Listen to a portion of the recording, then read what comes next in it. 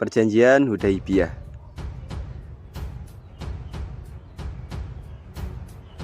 Setelah 6 tahun meninggalkan kota Mekah, umat Islam belum mendapatkan kesempatan melaksanakan ibadah haji.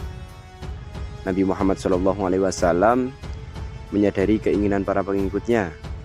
Namun kaum kafir Quraisy masih menolak umat Islam masuk ke dalam Mekah. Walaupun demikian, kaum kafir Quraisy merasa khawatir akan tekad umat Islam untuk memasuki Mekah.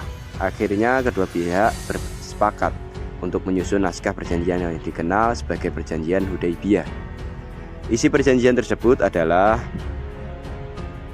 kedua belah pihak sepakat mengadakan gencatan senjata selama 10 tahun.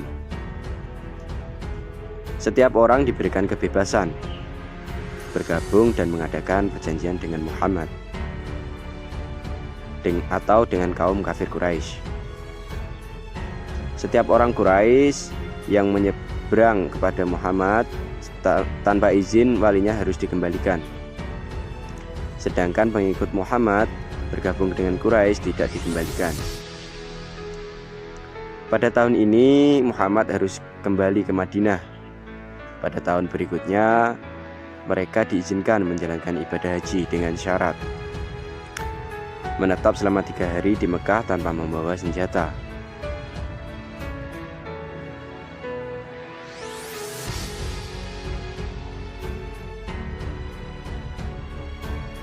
Isi perjanjian tersebut tanpa merugikan umat Islam. Di sisi lain, perjanjian tersebut membuka peluang untuk berdakwah tanpa terganggu. Dengan urusan perang, Fathul Mekah atau penaklukan kota Mekah,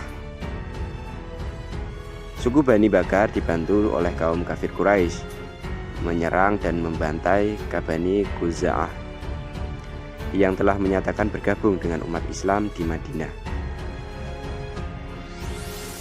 Peristiwa tersebut diketahui oleh Nabi Muhammad.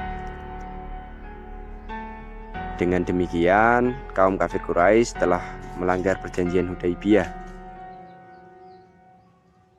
Kaum kafir Quraisy menyatakan pembatalan perjanjian Hudaibiyah. Akibatnya Nabi Muhammad SAW menyiapkan pasukan terbesarnya sepanjang masa. Nabi berangkat ke Mekah bersama 10.000 pasukan untuk menyerang. Tentu Nabi hanya menakut-nakuti kaum kafir Quraisy karena tidak mau kota Mekah dikotori dengan peperangan. Kemudian Abu Sufyan bin Habib datang menemui Nabi Muhammad dan menyatakan keislamannya. Setelah itu Nabi memberikan kepercayaan kepada Abu Sufyan sebagai perantara kaum Quraisy. Nabi memberikan keamanan bagi Abu Sufyan dan keluarganya dengan menyarankan bahwa orang yang masuk ke rumah Abu Sufyan akan selamat, orang yang masuk masjid akan selamat, dan orang yang menutup pintu dari rumahnya rapat-rapat akan selamat. Tepat pada tanggal 1 Januari 630 Masehi, kota Mekah dapat dikuasai oleh Nabi Muhammad dan umat Islam. Nabi Muhammad SAW langsung menuju Ka'bah dan tawaf. Setelah itu menghancurkan 360 berhala yang mengelilingi Ka'bah.